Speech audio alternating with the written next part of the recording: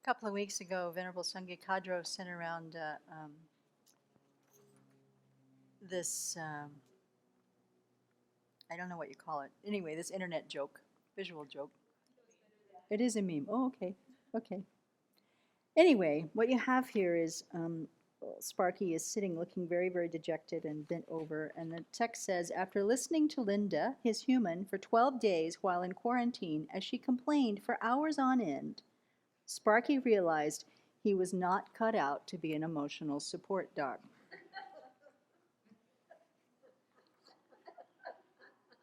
Oh, it's very funny.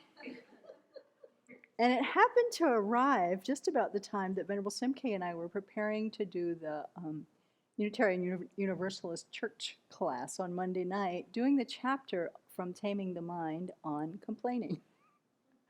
So it was perfect. And it has, it's been kind of timely, actually, for me to be looking at the role of complaining in my own life and, how it affects the environment that we live in.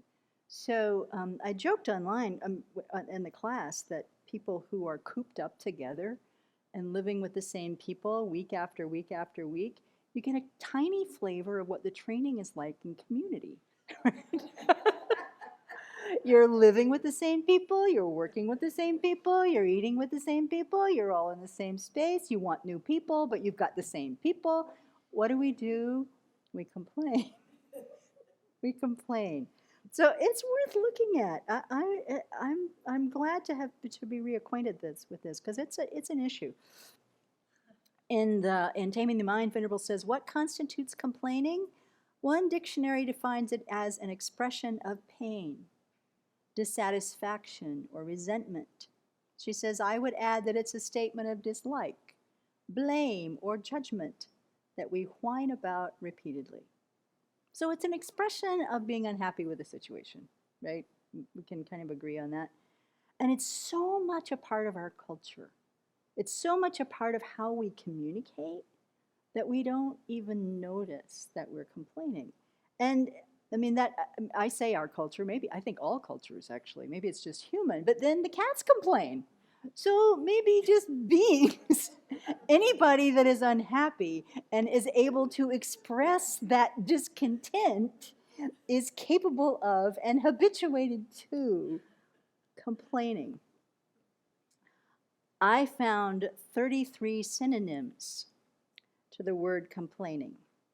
To beef, to bellyache, to bitch, to bleat, to carp, caterwaul, to crab, to croak, to fuss, gripe, grizzle, grouch, grouse, growl, grumble, grump, holler, inveigh. That's a nice word.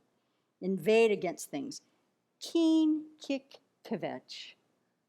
Moan, murmur, mutter, nag, scream, squawk, squeal, wail, whimper, whine, or yammer. 33, and I left out the ones that were chiefly British. So in a community and in a lockdown, we complain about big things and small. But just because it's ubiquitous doesn't mean it isn't harmful. And that's what we have to bring some attention to. I looked online for just comments on complaining, and there is even in the search, there's this thing, why does complaining feel so good? What?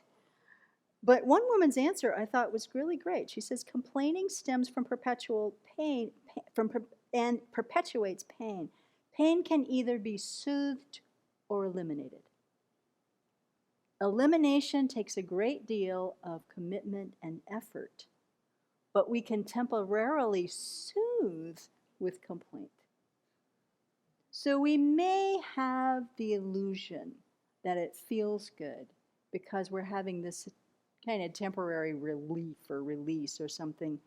But does it really feel good to complain?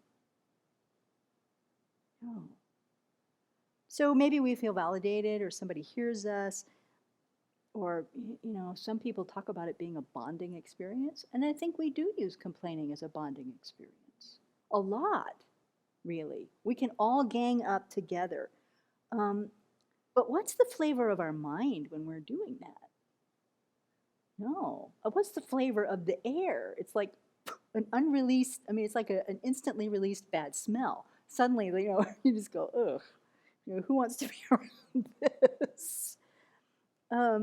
In fact, one guy, he says, complaining is like bad breath. You notice it when it comes out of someone else's mouth, but not when it comes out of your own. True, true, true, true. So why do we do it? So in Taming the Mind, Venerable gives some ideas. We simply want someone to recognize our suffering. We just complain because we want somebody to say, oh, poor baby. Something like that. Out of self-pity or wish to gain others' sympathy. We feel so put upon, so sadly tormented and tortured that we want someone else to know how much we're suffering. Right? We complain in the hopes that someone will hear us and fix our problems. It's cold in here. Hint, hint. Somebody please go start the fire. We never say, oh, I'm cold. I think I'll go put some more wood on the fire. No, it's cold in here. It's really cold in here. It's really cold in here. Turn up the heat. So it all bounds to, it's like underneath all of this, it's just what? It's stemming from anger. Disgruntled, you can get milder with it. But it really, when we boil it down, it's really coming from anger. And the more we are complaining, the more we do it especially in groups, then we're starting to practice divisive speech. So it's not just a habitual We're starting to get into some serious creation of negative karma. And every day here we're reciting, I have created, caused others to create, and rejoiced in the creation of destructive karma. It doesn't say such as complaining with my friends about things at the Abbey. But that is one of the ways that we create, cause others to create, and rejoice in the creation of destructive karma, is when we sit and kvetch together. So as I've looked at all of this, and we looked at it through the class, I really think bottom line, what we want when we're kvetching is connection. We're really just looking for connection, and it's safe to complain. You can really get, that policy isn't fair. They're always picking on us. How come, yeah. It's way more vulnerable to say, wow, I really feel sad when I hear that. I feel powerless when someone says that to me. I mean, that is a very vulnerable way of expressing what we might be wanting to get when we're bitching about something. It's way more scary. So if we are complaining to know that someone loves us, we're complaining to be heard, we're complaining to be seen, these are actually, psychologically speaking, completely valid needs. I mean, sure, we have these needs, but there are some way more effective ways to get them met than our habit of complaining about things. And further, now that, they're measuring, that science is looking at things, this shocked me. Stanford University research says that a half hour of complaining every day physically damages a person's brain. Whether you're the one griping or the one listening, exposure to negativity peels back neurons in the hippocampus. Sounds dire, doesn't it? That's the part of the brain used for problem solving and cognitive functions. You're eating up your own brain. Venting also floods the bloodstream with cortisol. So we tell ourselves that we need to get it off our chest. So this is venting. Venting also masquerades complaining there. We need to tell ourselves we need to get it off our chest, but each time we do, we get upset all over again. We end up 10 to 12 times more aggravated. Yes or no? True, true. The more we tell that story, the more we tell that story with anger, the more we're eliciting sympathy for that story, the more we're inviting people into the story. It gets bigger and bigger and bigger. So what do we do about it? I think, and this was not on any list of antidote, but it is in all the lists of the antidotes that are laid out in the Lamrim, first we have to look at the disadvantages of this practice. And it is so much a part of how we communicate. I think that takes some effort. I think we really have to think about, notice, wow, is this a complaint? Or am I just expressing a need? Am I just observing that something is out of line or needs to be corrected? I mean, that's also that's a valid way to communicate. But we can say that in a clean way that isn't complaining, and we can complain. And habitually, probably we complain. Somebody in the class said that after they'd been working with us for a week, she said, I want to bring happiness and harmony into the world. That's my motivation. So when I'm complaining, I'm doing the opposite. So even just having that thought in our mind, when I'm at home, when I'm at the Abbey, when I'm at the office, all the places that we complain, if my intent is to bring harmony, my intent is to bring happiness, then I don't want to be complaining. Right there, I can see the effect. So if we agree that, if we come to the accepting the idea that, oh, this is actually harmful, there are disadvantages to doing this is a habit I want to correct, then one of the things that we can have talked so much about is cultivating the mind that is grateful. A mind that is grateful, that is looking for the kindness around us and is allowing this feeling of gratitude to arise. So that when we're habituated to a grateful mind, recognizing the kindness of others and expressing the kindness of others, really telling people how much we appreciate them, then not only do we get more jarred when we hear the complaint coming out of our mouth, but we also, I think, have a bigger space to accept the suffering. Because mostly they're little small sufferings.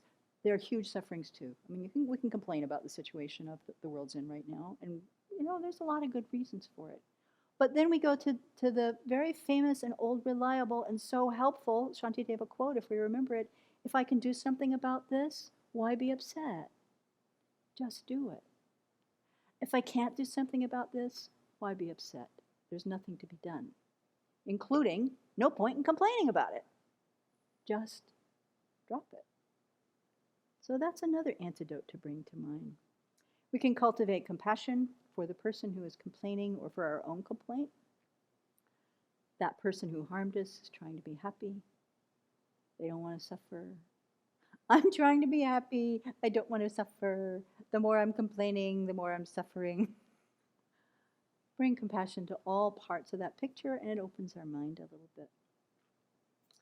And then, I think it's a more advanced practice. It comes as the first list. I mean, the first on the list of antidotes. But I think that to use reflection on impermanence as an antidote to something like this requires having spent a lot of time thinking about impermanence. And accepting that whatever the situation is going to change. The karma we're creating, the negative karma that we're creating, goes with us. So whether the spoon in the nuts is big enough or not,